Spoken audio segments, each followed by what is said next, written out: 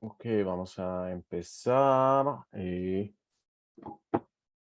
Quisiera antes compartirles un poco extractos acerca del tercer templo y de lo que va a ser en el futuro.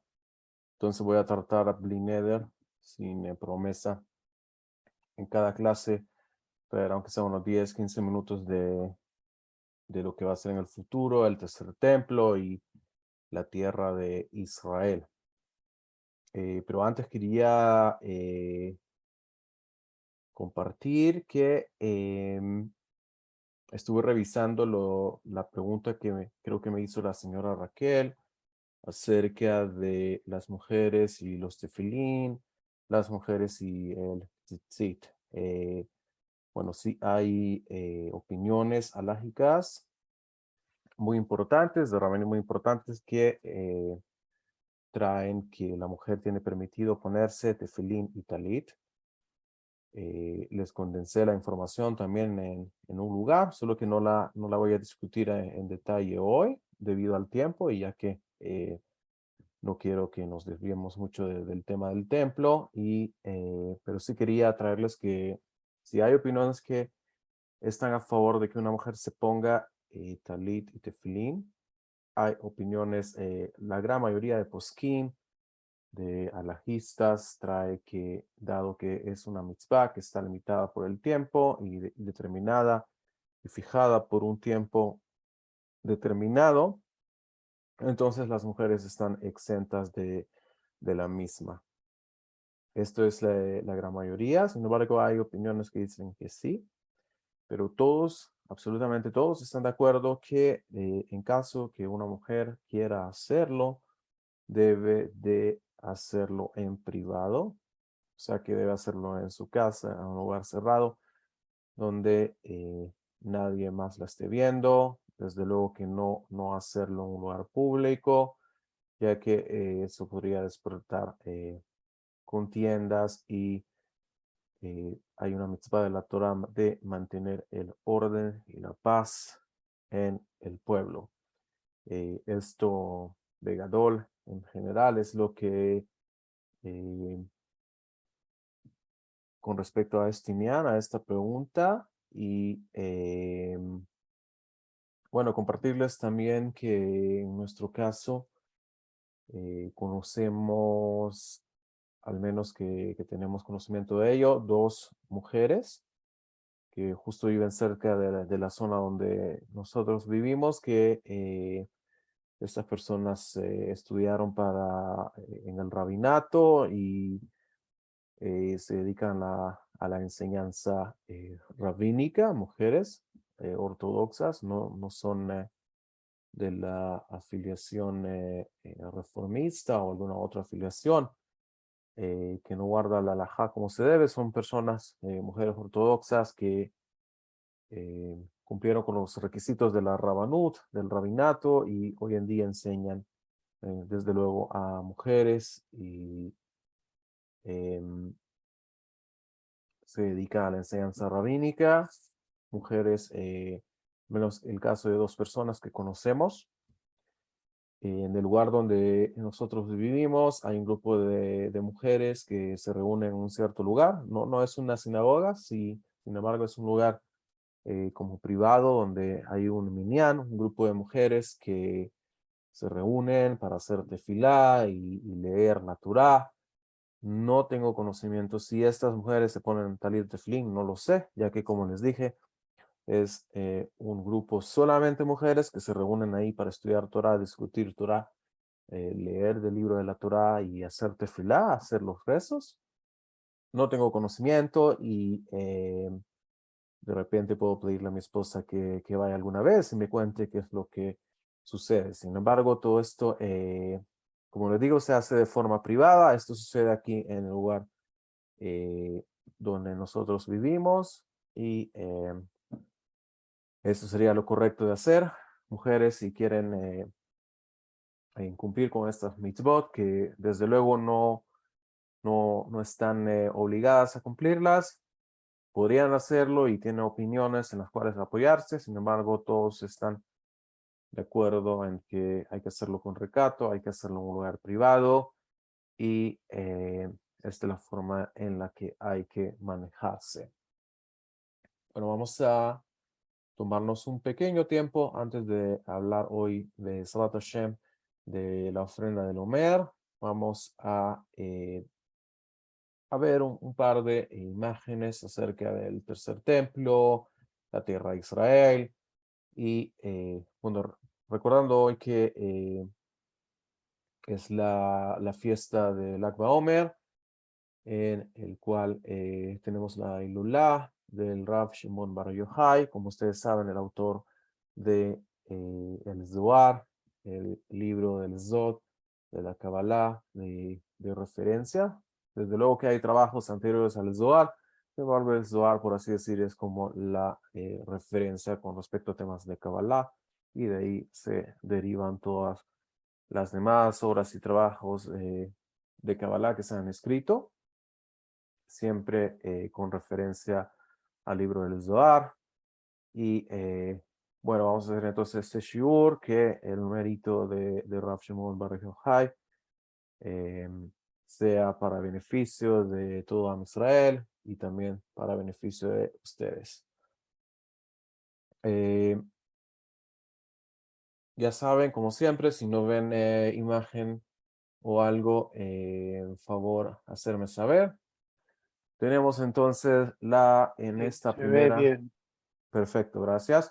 En esta primera imagen que les traigo, tenemos el Shetach, la superficie, la plataforma de Arabait, el monte del templo, lo que va a ser en un futuro en el tercer templo.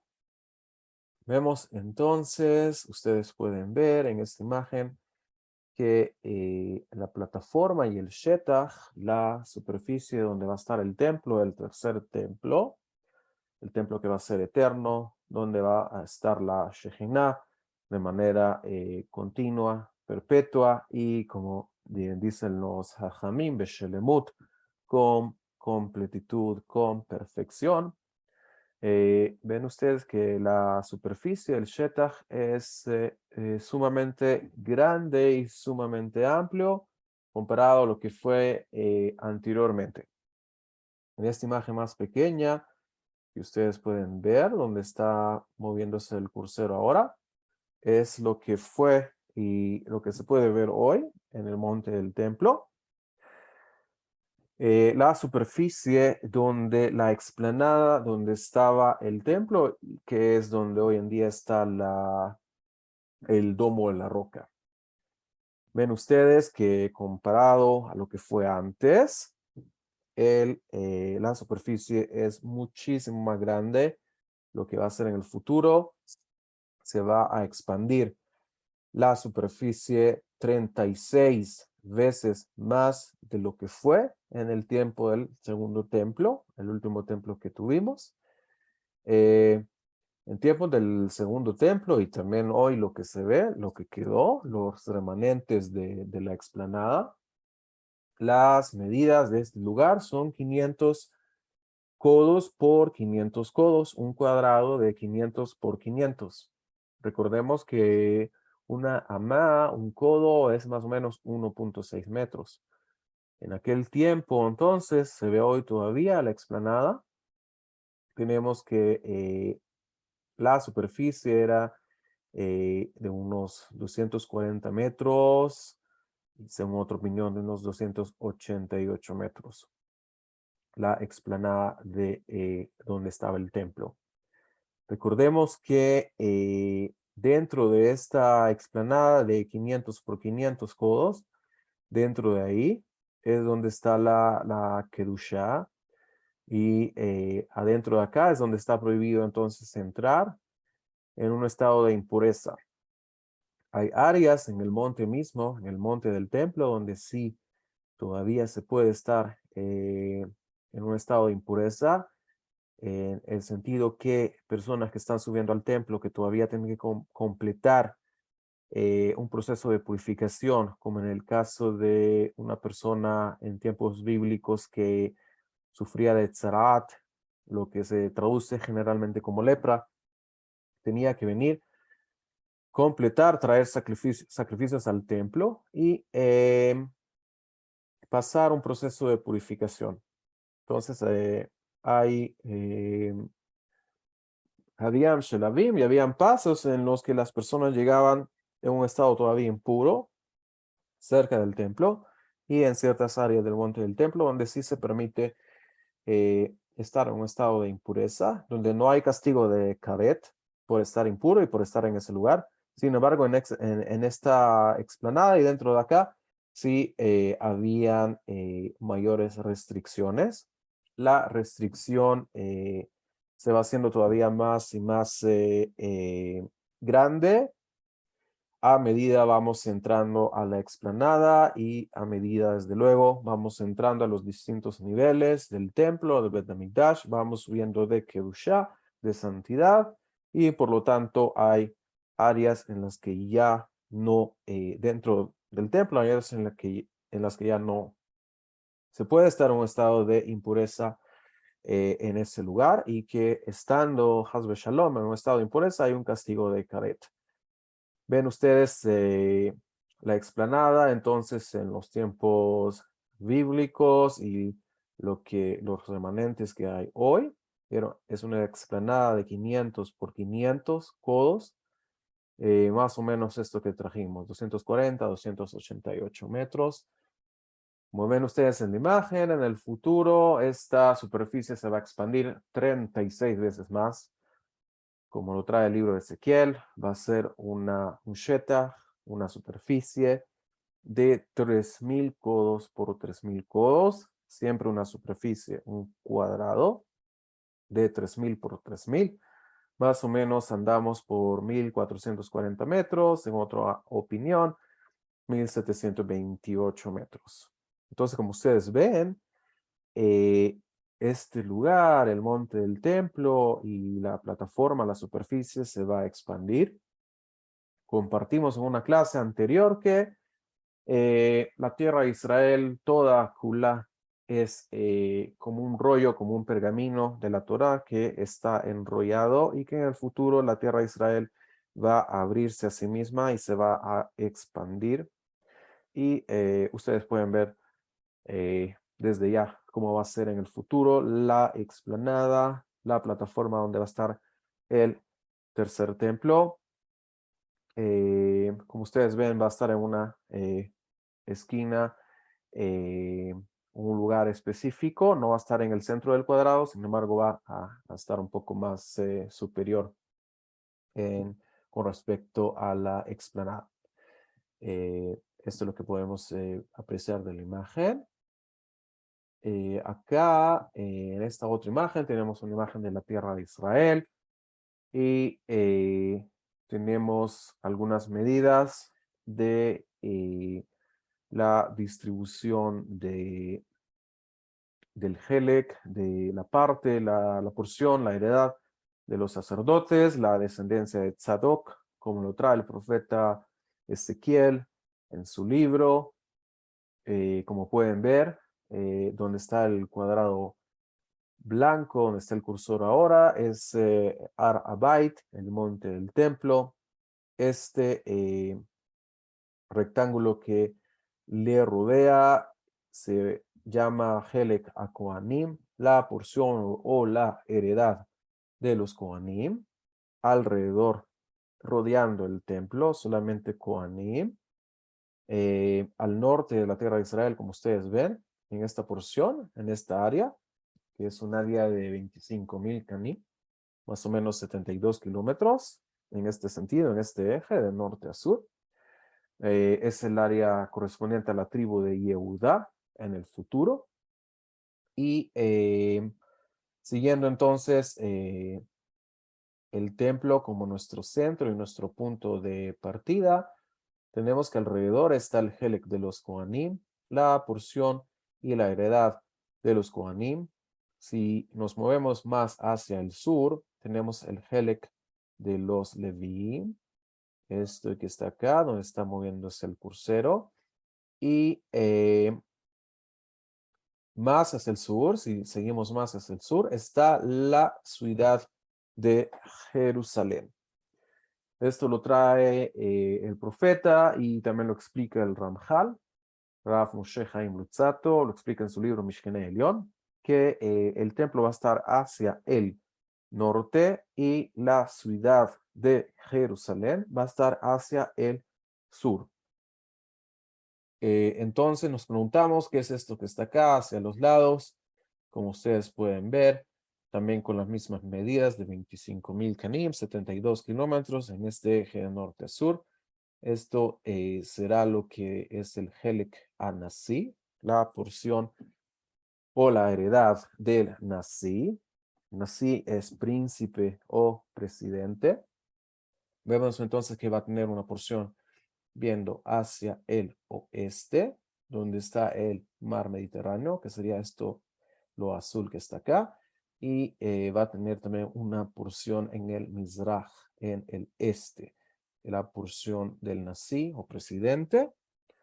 Como dijimos en la clase pasada, en el libro de Ezequiel, al rey de Israel, de la casa del rey David, no se le llama rey, Melech, sino que se le llama Nasi, se le llama príncipe o presidente, eh, ya que como nuestros mismos rezos y la profecía del profeta Obadía dice, Veaya Hashem le Melech al kol haaretz, dice también el profeta Isaías, Yeshayahu, será entonces Hashem el rey sobre toda la tierra y Hashem gobernará de forma evidente la tierra y todos tendrán la conciencia de que Hashem, el uno y único, es el rey del universo y de toda la tierra. Entonces en el libro de Ezequiel ya al rey de Israel, de la casa del rey David, ya no se le llama rey, sino que se le llama Nasi en el libro de Yehezkel. Como pueden ver ustedes, en el futuro la porción del rey y ya no va a estar alrededor y cerca, tan cerca por lo menos del templo, de cómo fue en tiempos bíblicos. Tenemos que la ciudad de David, incluso ustedes pueden venir cuando vengan, o si alguien de ustedes ya vino, como el Señor son uno, a la ciudad de David, a Ir David, está Sí, muy señor, cerca está de lo muy que es hermoso. muy lindo y está muy cerca de lo que es el templo. Como ustedes pueden leer y estudiar en el libro de Ezequiel, hay una reprimenda muy fuerte hacia la tribu de Judá, ya que dice el profeta y trae la reprimenda de que se contaminó la casa de Hashem con impurezas debido a que había demasiada cercanía con respecto a la porción del rey, el rey de Israel, y la casa de Hashem, el rey del universo. Hubo demasiada como cercanía física y es por eso que eventualmente el lugar se llegó a impurificar y por eso lo trae el profeta Ezequiel. Hashem va a alejar un poco la porción del rey, del Nasi, como lo llama el profeta, en el futuro, y lo que va a estar alrededor del templo van a ser los sacerdotes mismos, y si vamos hacia el sur, moviéndonos hacia el sur, están los levitas. Si vamos todavía más hacia el sur, como ustedes ven, está la ciudad de Jerusalén, y la porción de la tribu de Judá más hacia el norte, la porción de Benjamín más hacia el sur. Como ustedes ven, ambas tribus siempre quedando muy cerca del lugar del templo, aún en el futuro, tanto Yehudá como Benjamín. En el futuro Yehudá va a estar un poco más hacia el norte de lo que es ahora y Benjamín más hacia el sur de lo que el día de hoy es el territorio que conocemos como territorio de Benjamín, según la distribución que nos dejó Yehoshua. Podemos ver acá en este otro mapa la distribución futura de distribución tribal de todas las tribus de Israel. Si vamos de norte a sur, entonces se las menciono. Más hacia el norte tenemos entonces la tribu de Dan, luego viene Asher, luego viene Naftali. No, nada sorprendente, ya estudiamos estas tribus, incluso en tiempos bíblicos, en el desierto viajaban en el campamento del norte, Dan, Asher, Naftali, y son las tribus que van a estar ubicadas también en el futuro en el norte. Esta distribución era un poco distinta en tiempos de Yehoshua, como él lo dejó. Podemos ver que es una distribución más, un poco más ordenada de lo que fue anteriormente. Siguiendo entonces hacia el sur, tenemos la tribu de Menashe. Como ustedes pueden ver, todas las tribus van a estar hacia el oeste con respecto al río Jordán. O sea que todas las tribus van a tener como heredad el oeste. Como estudiamos en clases anteriores, en el oeste está la Shejinah, la presencia divina. Como aprendimos el principio, a Shejinah va Ma'arab, la Shejinah está en el oeste y lo que quiere decir que todas las tribus van a poder disfrutar de la presencia divina de la Shejinah, todos ubicándose al oeste con respecto al río Yardén. Siguiendo entonces más hacia el sur, dijimos aquí está Menashe, luego viene la tribu de Efraín, luego viene Reubén, el primogénito de Israel, que va a estar junto con Yehudá, como ustedes pueden ver, su vecino yendo hacia el sur. Luego viene el Helek del Nasi. Ya hablamos y describimos un poco más esto, cómo está dividido también la parte de los sacerdotes, la parte de los levitas y la ciudad de Jerusalén hacia el sur con respecto al templo. Yéndonos más hacia el sur, tenemos la porción de Benjamín, de Benjamín, la porción de Shimón. Como ustedes pueden ver, la tribu de Shimón ahora finalmente recibe una porción propiamente de él, cosa que no recibió anteriormente en tiempos de Joshua, ya que Shimón tenía ciudades dispersas dentro del territorio de Yehudá. Había también territorio de Shimón. En el futuro, Shimón, Baruch Hashem, hereda su territorio propio, lo que nos indica que la tribu completó todas sus reparaciones, todo lo que él necesitaba reparar ya está reparado. Como ustedes saben, tanto el patriarca Jacob le da una reprimenda muy fuerte a Shimón, no le da una bendición evidente, por lo menos desde el punto de vista del Peshat. Y Moshe Rabeno también cuando bendice a las tribus, no bendice a la tribu de Shimón, no hay una bendición específica para la tribu de Shimón. Traen los comentaristas que cuando se bendice a Yehudá, se bendice también a Shimón, cuando Moshe dice Shema Hashem Kol Yehudá, escucha Hashem, la voz de Yehudá, que viene la palabra Lishmoa, Shema, viene de la misma raíz del nombre Shimón. Entonces ahí está implicada también la bendición para Shimón. Sin embargo, como ustedes pueden ver, y del Peshat, del punto de vista simple de la Torah, buscan y no encuentran una bendición para Shimón, ni de parte del patriarca Jacob, ni de parte de Moshe Rabén. Bueno, esto se debió, como ustedes saben, a lo que hizo Shimón, tanto en Shechem, que mató a los hombres de Shechem, por la cuestión con Dinah, la hermana, y posteriormente la caída que tuvo la tribu con 24,000 personas en el pecado que cometieron en el desierto, con mujeres midianitas. En el futuro, todas las tribus lograrán completar cada una su reparación y finalmente tener una distribución unánime y equitativa en la tierra de Israel, en la porción occidental de la tierra donde está la Shejinah. Cada uno va a tener su propio territorio y como ustedes pueden ver, Shimón está incluido en, eh, en su propia parte. Seguimos más hacia el sur, se encuentra Isahar, luego viene Zebulún y por último más hacia el sur, la tribu más hacia el sur, la tribu de Gad. Como ustedes pueden ver, ya todos están en el occidente. Reuben ya está en el occidente. eh, Gad también, y la media tribu de Menashe, que estaba al otro lado del Jordán, ya están todos hacia el occidente. Absolutamente todos ya están ordenados y completos en el occidente. Bueno, esta imagen la vimos. Esta solamente era para que comparáramos la distribución tribal territorial que hubo en tiempos bíblicos, en tiempos de Joshua. Como ustedes ven, tenemos media tribu de Menashe por acá, todavía en el este, en el noreste de la tierra de Israel.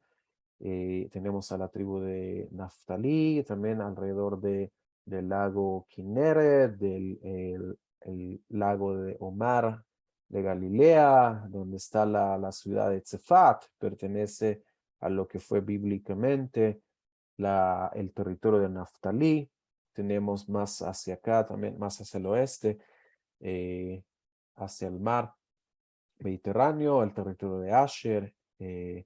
Luego seguimos acá con el territorio de Zebulún, el territorio de Isahar. Como pudieron ver, estas dos tribus pasan más hacia el sur. Asher, Naftalí se quedan siempre en el norte, pero como vemos, Dan, la tribu de Dan está todavía más hacia el norte, la que está más hacia el norte en el futuro.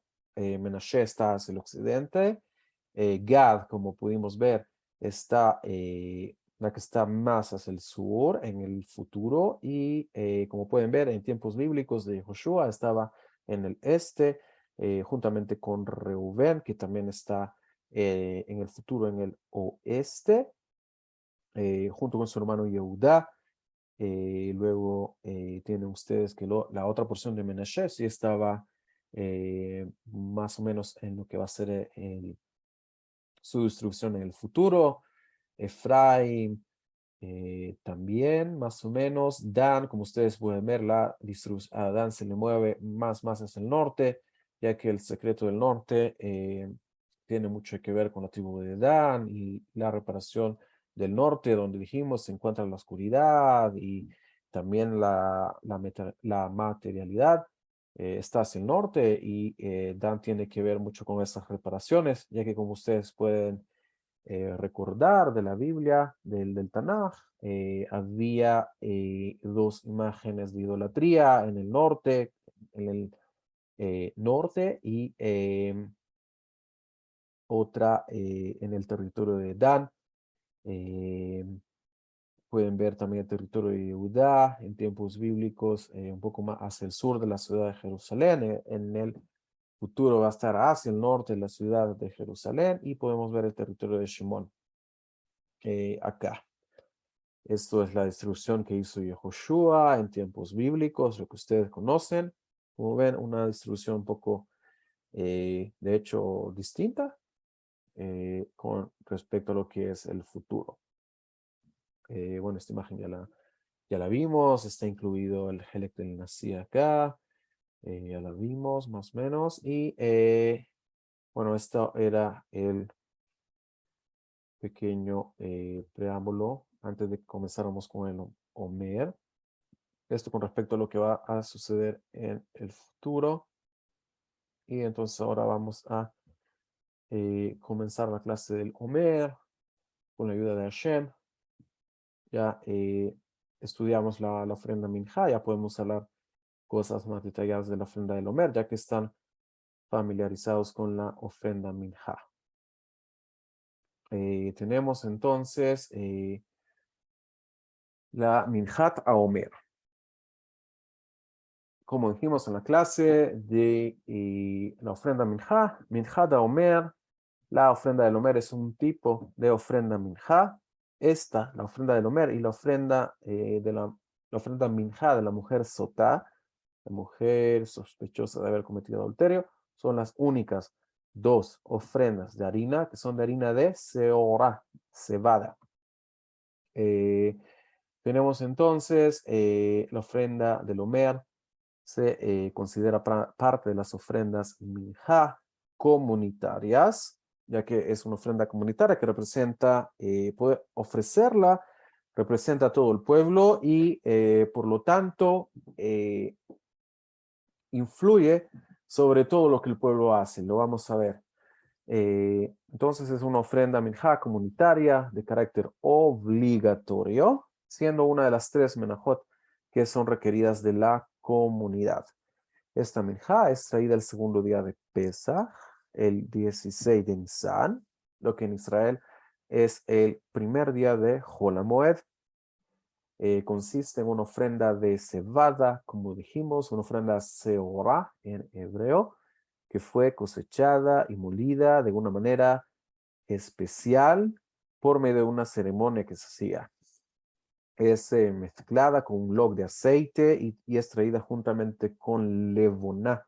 Estos conceptos los estudiamos en la clase de la ofrenda minjá, que las ofrendas minjá se ofrecen con aceite y con lo que se llama levoná. Vimos que no todas, pero la mayoría en general se ofrecen de esta forma, con aceite y con levoná, que se traduce al español como olíbano o como incienso. Dijimos que es una sustancia que se extrae de la savia de árboles y que es insoluble. No realmente se mezcla con lo demás. Un cómetz de cebada y toda la levoná es quemada en el altar. Dijimos entonces que esto era el cómetz que hace el Cohen, la parte que le extrae de esta forma, junto con la levoná y el cómetz de la cebada, y el aceite es quemado en el altar. El resto de la minjá de esta ofrenda es comida por los Kohanim. La ofrenda del Omer permite el uso de la cosecha de ese nuevo año para ser consumida, como lo trae el libro de Vaikra, capítulo 2, versos 14 al 17, capítulo 23, y también la Mishnah de la ofrenda del tratado de Menachot trae esto. La Torah en Vaikra 23-25 nos enseña que el Omer debe ser segado el día después de Shabbat. Vamos a ver entonces a qué se refiere la Torah cuando nos habla de Shabbat. De acuerdo a la tradición oral, el Shabbat en este contexto de la ofrenda del Omer no se refiere al día séptimo de la semana, sino al primer día festivo Yom Tov de Pesach. Ven ustedes que en la Torah hay términos intercambiables. Uno de ellos es llamar al día de Yom Tov como un Shabbat. Como todos sabemos, el día de Yom Kippur también se le llama Shabbat Shabbatón, como un día de Shabbat, en el cual tenemos restricciones exactamente como las de Shabbat y todavía otras restricciones agregadas como ayunar y todo lo que ustedes conocen, que las leyes relacionadas con Yom Kippur. Entonces, en el contexto de la ofrenda del Omer, tenemos que la Torah nos dice de manera literal, ustedes lo leen, que dice después del Shabbat hay que hacer la ofrenda del Omer. Sin embargo, la tradición oral viene y nos explica cuando la Torah te dice después del Shabbat, se está refiriendo al primer día de Yom Tov y no al séptimo día de la semana como nosotros lo conocemos, el Shabbat que todos guardamos una vez a la semana. El día después del Shabbat se refiere entonces al segundo día de Pesach, primer día de Hol HaMoed en Israel, el 16 de Nisan, no importando qué día de la semana es.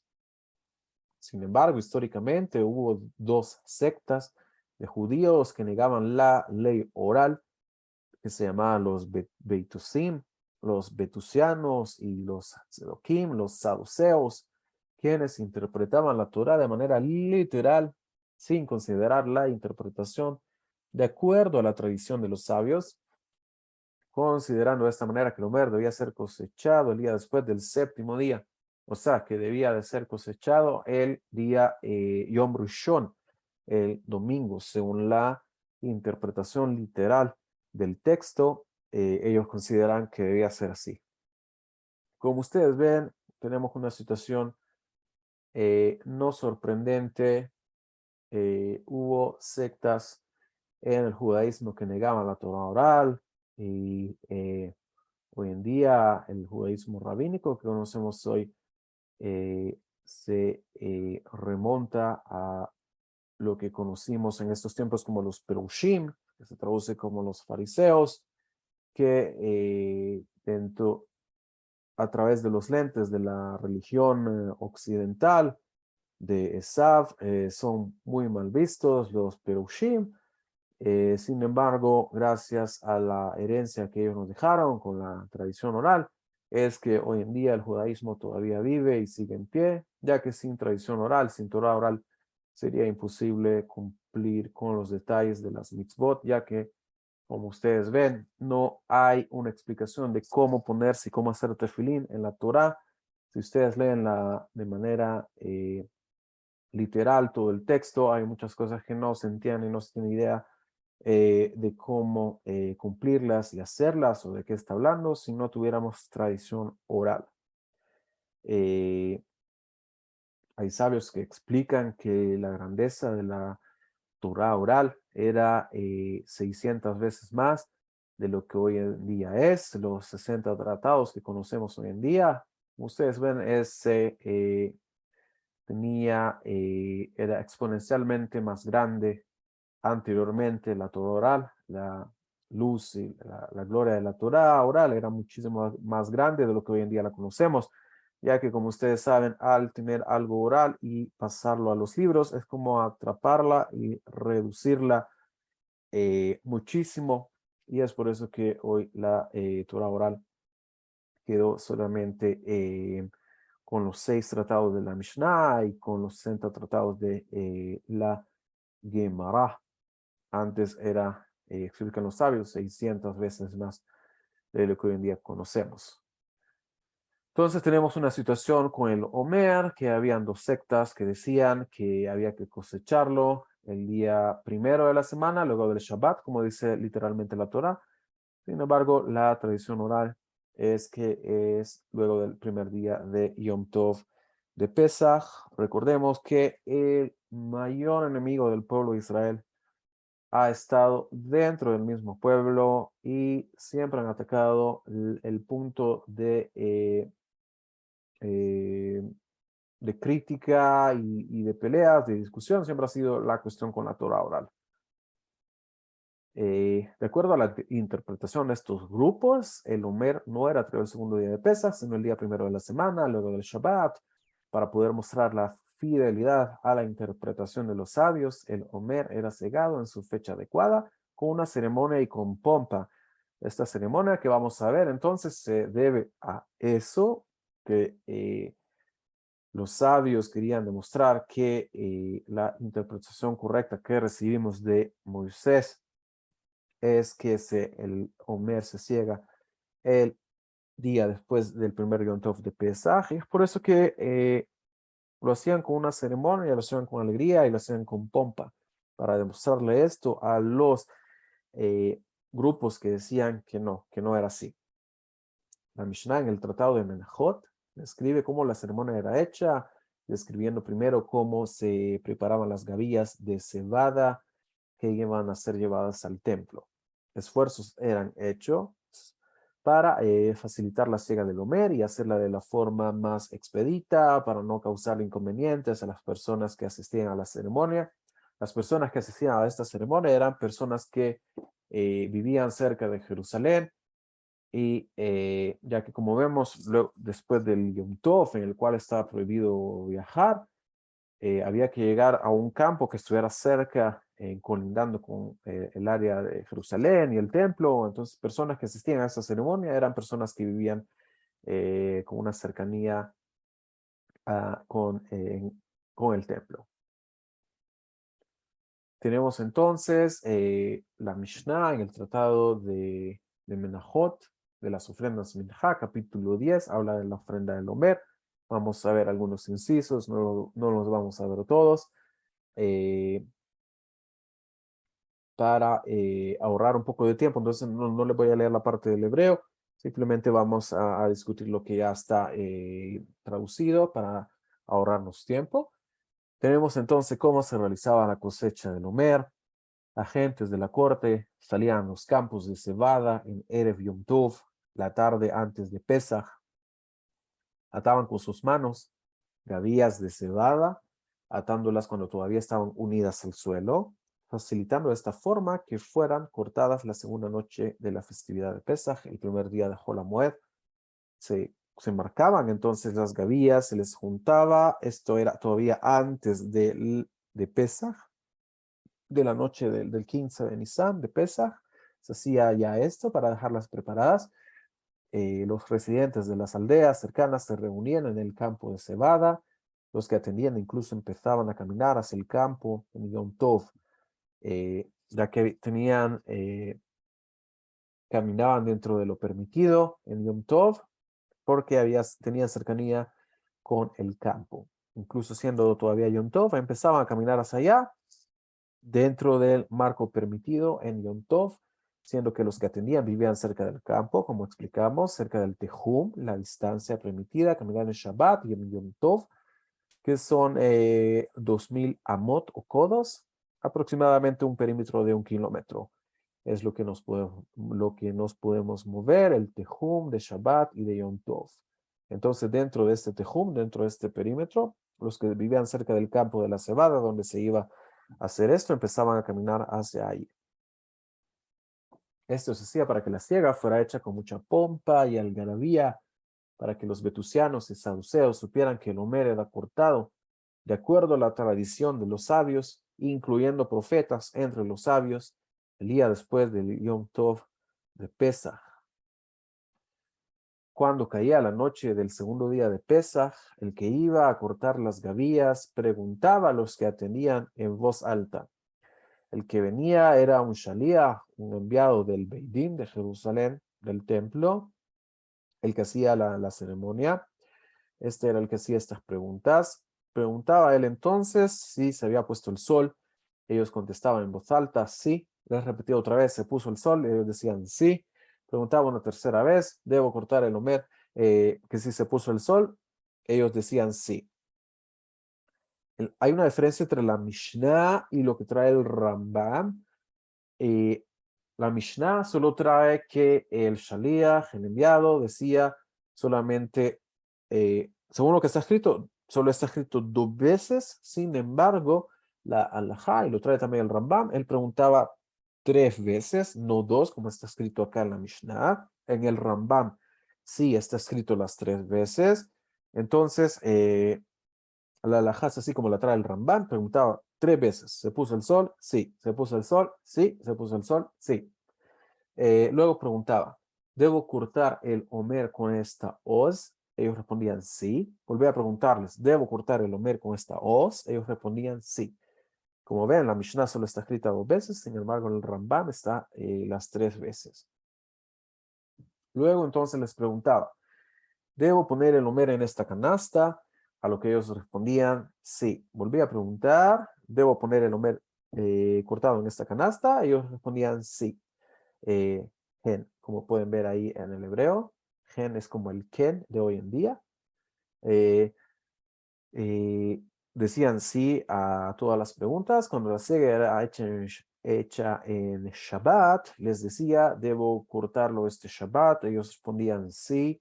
Les repetía, ¿debo cortarlo este Shabbat? Ellos les respondían sí. En caso de que el segundo día después de Pesach fuera un Shabbat, había una permisibilidad de poder traer el Omer. El que iba a cortar el Omer les decía, ¿debo cortarlo ahora? A lo que decían, córtalo. Volvía a preguntar, ¿debo cortarlo ahora? Le volvían a responder, córtalo. Cada pregunta era hecha 3 veces, de acuerdo a cada asunto, a lo que le respondían sí, gen, cada vez, la primera, la segunda, la tercera, como reiterando y estableciendo algo de manera contundente. Como ustedes saben, si quieren establecer algo, pues hay que decirlo 3 veces. ¿Por qué era hecho todo esto? Era por los vetusianos que negaban la tradición oral, la que dice que hay que cortarlo a la salida del primer día festivo de Pesaj, el primer día festivo que había que cortarlo después del Shabbat, del séptimo día, y no después del primer día festivo de Pesaj. Ellos sostenían que la sega del Omer no era la salida del primer día festivo de Pesaj, sino que era el domingo después después de Shabbat y el domingo también después de que ha pasado el primer Yom Tov de Pesach, o sea, el domingo de Hol HaMoed de Pesach. Por lo que la gente de la corte le decía en voz alta para que escucharan los betusianos que su opinión era rechazada y que se estaba haciendo la práctica de acuerdo a cómo se recibió la tradición oral. Bueno, vamos a saltar la parte en hebreo para no invertir mucho tiempo. Tenemos entonces, después de cosechar el homer y colocarlo en las canastas, era llevado al patio del templo, donde quemaban en el fuego los granos de cebada, mientras aún estaban en los tallos, para cumplir la mitzvah de grano tostado, ya que la Torah nos dice que debe ser de grano tostado, como está escrito, se ofrendares una oblación, primicias delante del Eterno, espiga madura, tostada al fuego, granos machacados de espigas tiernas, presentarás la oblación de tus primicias, y a este homer se le llama, se considera una primicia, ya que como vemos, era la primera ofrenda minjá, que era de cebada, que permitía que toda la cosecha, las cosechas de toda la tierra de Israel fueran permitidas para uso, tanto para vender como para consumir. Bueno, esto lo trae el libro de Vaikra, capítulo 2, verso 14. Dijo Rav Meir, esta es la declaración de Rav Meir, y los sabios dijeron, antes de tostar los granos, los quitaban de los tallos, golpeándolos con cañas blandas y húmedas y con tallos de col, no con palos, para que los granos no se trituraran en el proceso. Luego colocaban el grano en un recipiente hueco, que en la Mishnah se le conoce como abuv, y este recipiente estaba perforado para que el fuego llegara a todo el grano de manera uniforme en su totalidad. Después de secar los granos, los esparcían en el patio del templo y el viento soplaba sobre los granos, enfriándolos y secándolos. Luego colocaban los granos en un molino para moler, en un molino que se usa para moler sémola, para que la cebada no se moliera tan finamente y que la cáscara se mezclara con el grano. Se quería evitar entonces que la cáscara se mezclara con el grano, y por eso se molía con un molino que no hacía que fuera algo tan fino.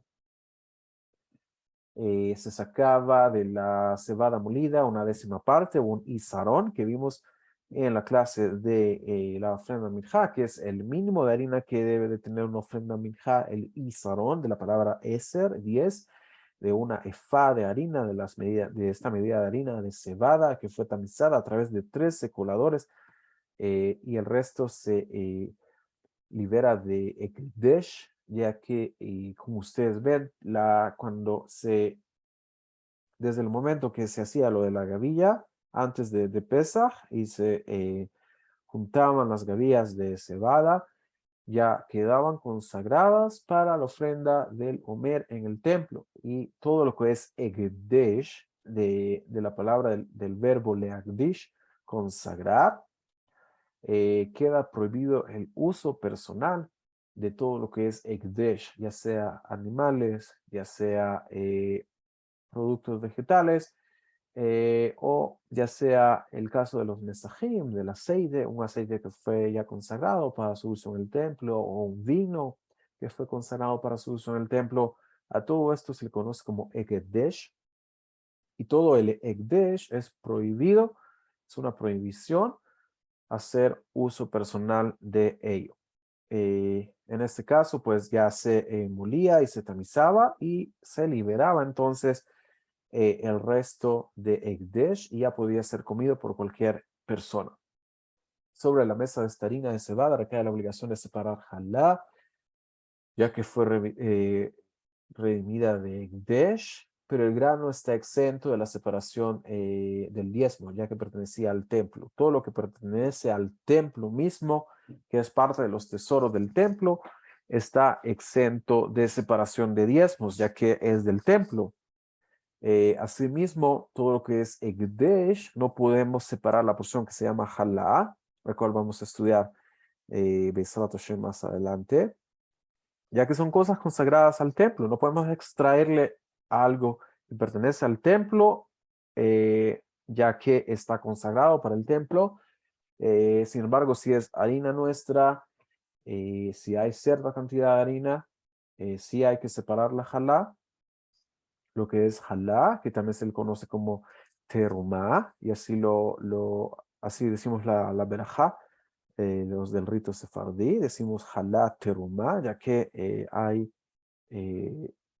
se intercambia el término de terumá, la porción del Cohen, con jalá, la porción que separamos de harina. Dice entonces Rabbi Akiva, es de la opinión que hay que separar jalá y diezmos de esta harina.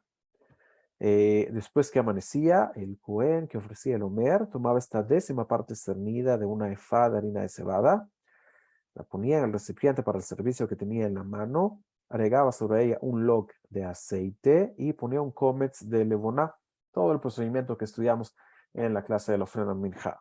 Como ustedes pueden ver, hasta acá, la ceremonia del Omer, la siega de estas gavillas del Omer y este procedimiento que se hacía de noche en el templo. Sin embargo, hasta aquí,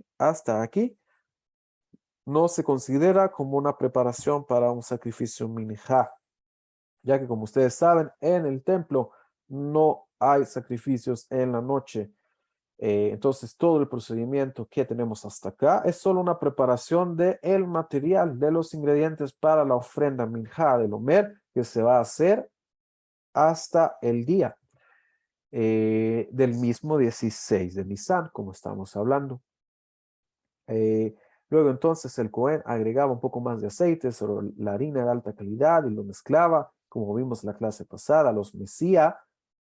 Recuerdan que dijimos que había un proceso de tenufá, donde se mece la ofrenda minjá hacia los 4 puntos cardinales, hacia arriba, hacia abajo, los llevaba a la esquina sur oeste del altar. Vimos la esquina suroeste del altar, donde estaban los cefalim, donde ustedes pudieron ver que había 2 copas de plata, donde se ponía las libaciones de vino, se echaban en estos cefalim, en estas copas de plata que estaban al suroeste del altar, y en este mismo lugar, en el suroeste del altar, estaba la sal donde se salaban las ofrendas.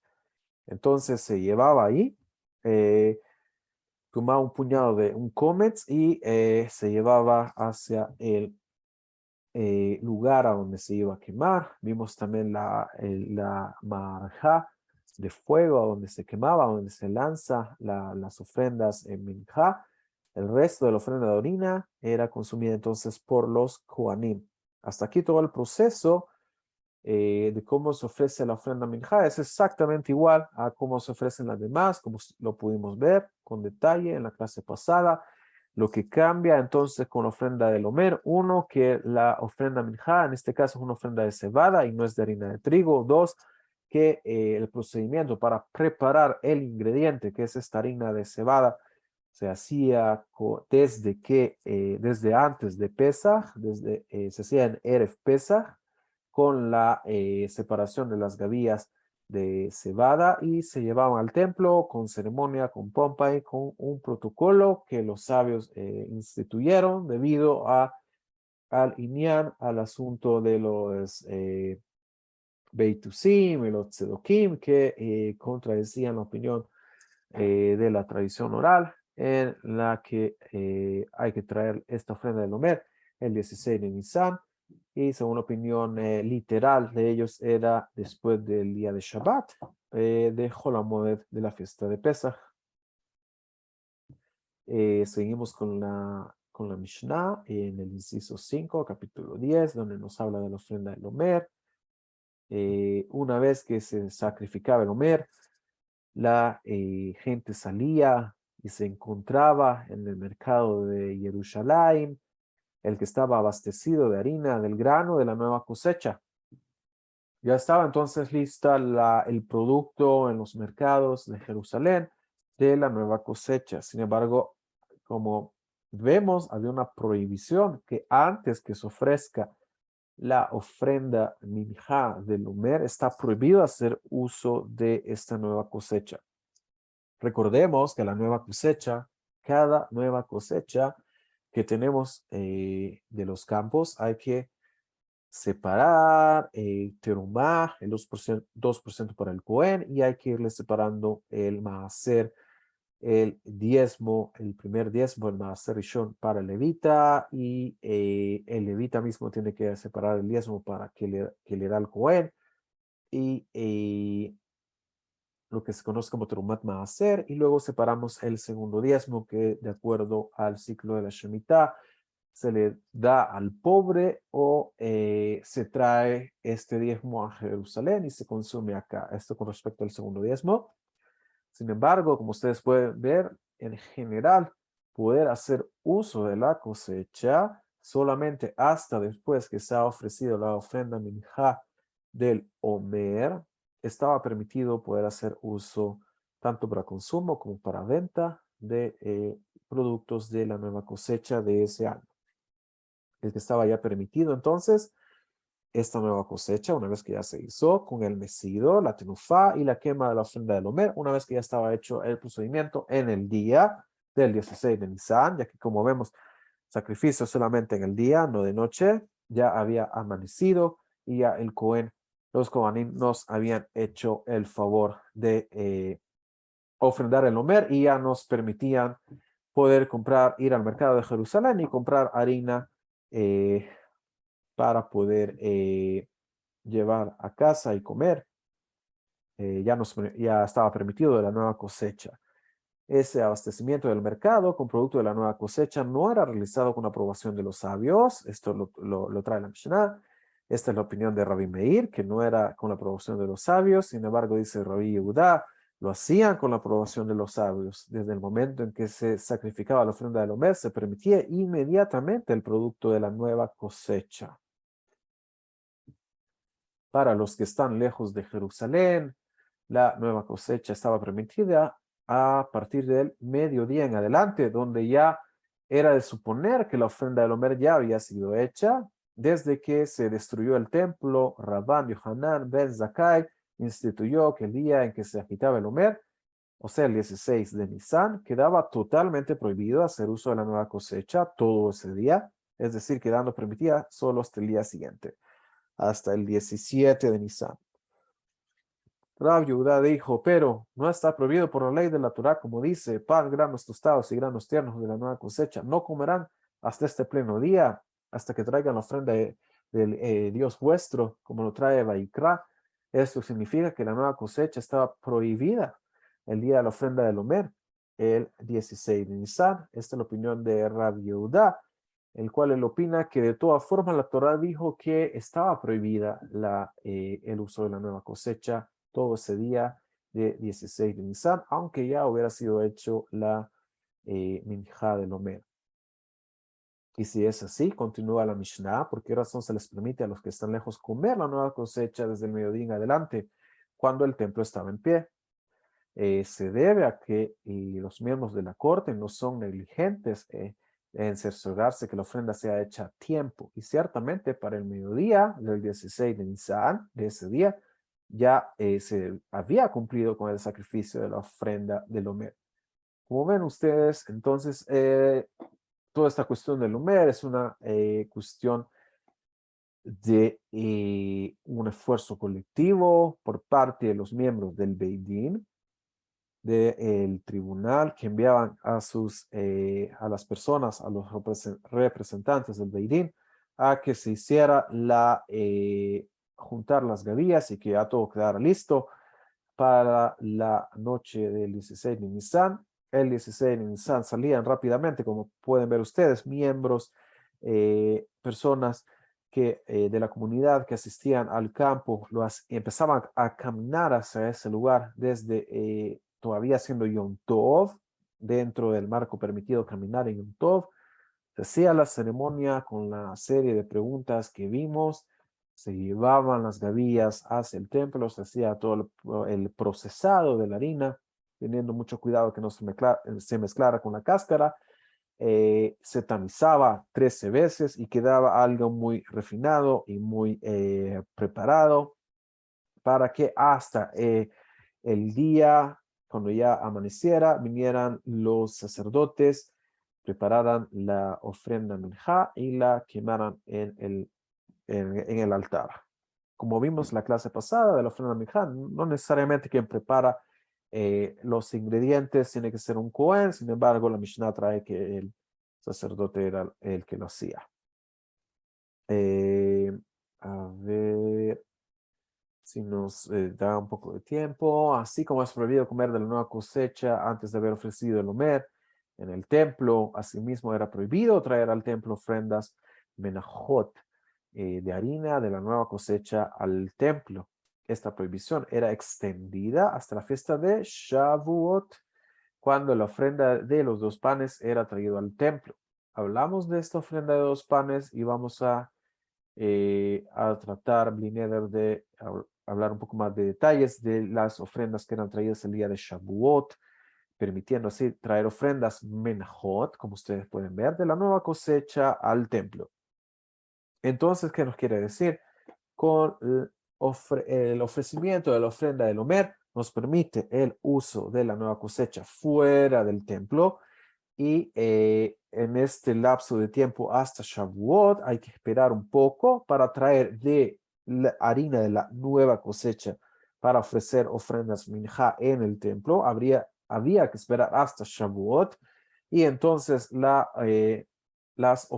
ofrenda de los 2 panes de harina que se presentaban en el altar, como dijimos, no se quemaba nada de esto, ya que era pan leudado y hay una prohibición de ofrecer hametz en el altar.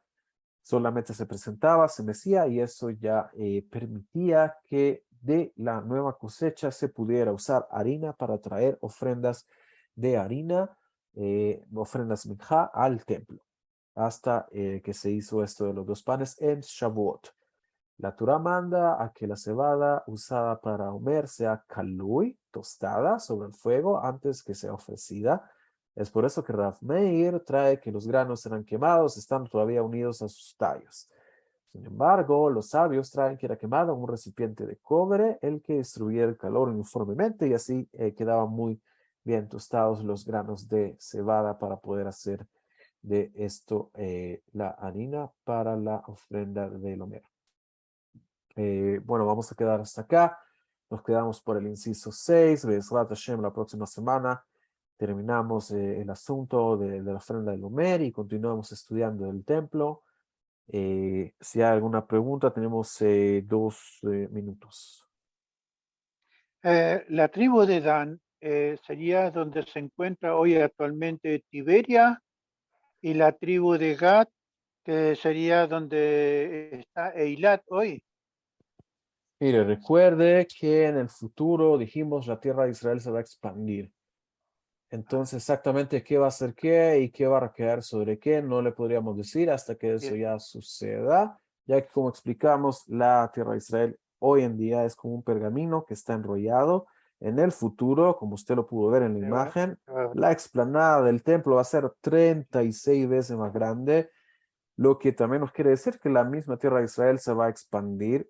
No sabemos entonces cómo van a quedar las ciudades hasta que Hashem haga su trabajo y empiece la distribución tribal. Lo que les trajimos es el orden y las distancias que había entre las tribus en este eje de norte hacia sur. Dan va a estar más, la que está más hacia el norte, Gad es la que va a estar más hacia el sur.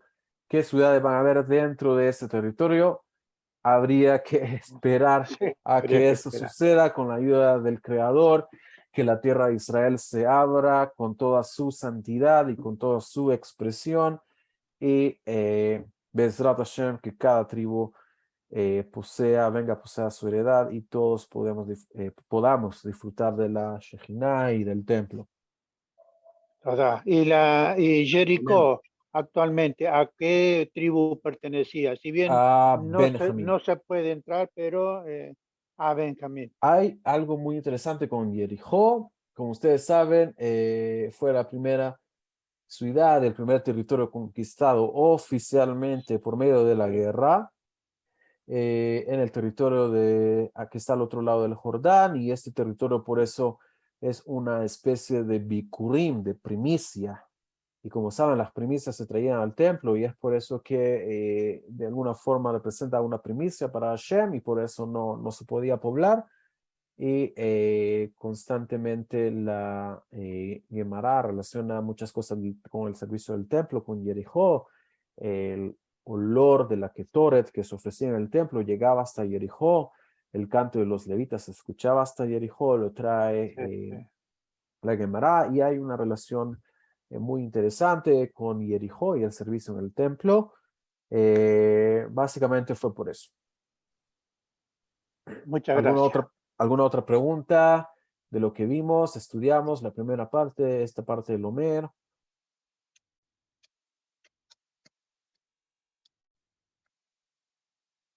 Gracias a todos por el tiempo y con la ayuda del creador nos veríamos la próxima semana. Doctora Raba, gracias. Tara, va, More. Gracias. Toda Rabá, toda Rabá. Gracias. Toda Rabá. Gracias, doctor.